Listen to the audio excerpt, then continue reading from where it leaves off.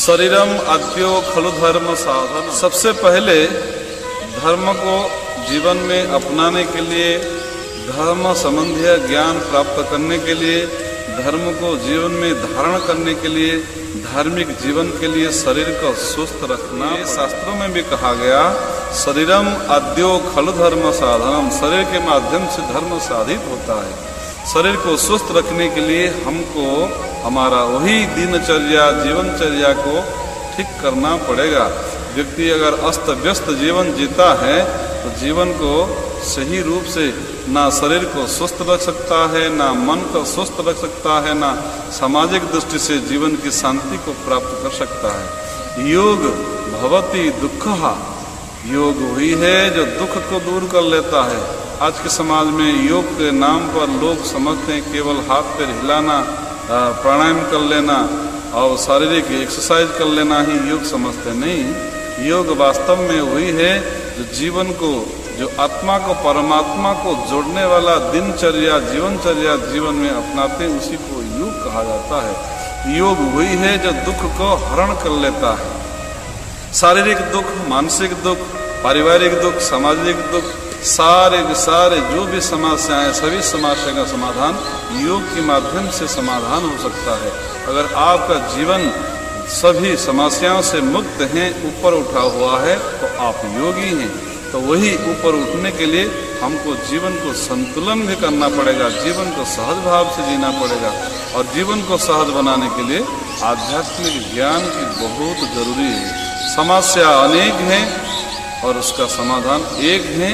केवल समस्या का समाधान आध्यात्मिक ज्ञान, आध्यात्मिक विचार माध्यम से हो सकता है।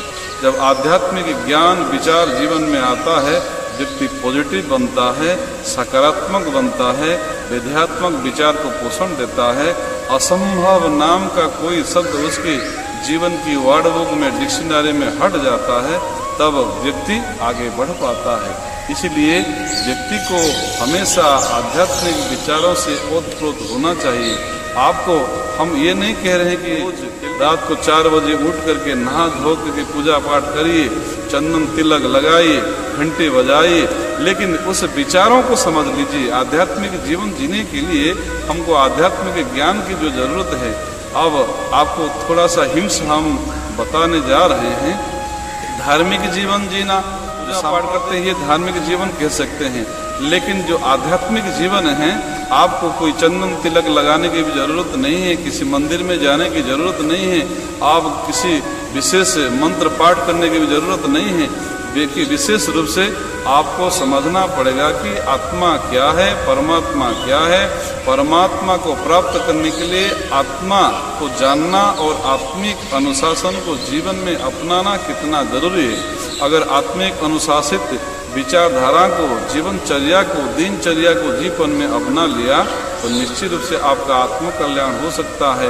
भले कोई व्यक्ति माला नहीं पहनता हो, चंदन तिलक नहीं लगाता हो और दंडीधारी सन्यासी नहीं बनता हो, घर छोड़ के बाहर नहीं भी जाता हो, तो उसका कल्याण हो सकता है। इसीलिए जीवन को कल्याण करने के लिए आपको केवल सिर्फ और सिर्फ आध्यात्मिक ज्ञान की जरूरत है। इसी तरह का ज्ञान आपको इस चैनल के माध्यम से मिलता रहेगा।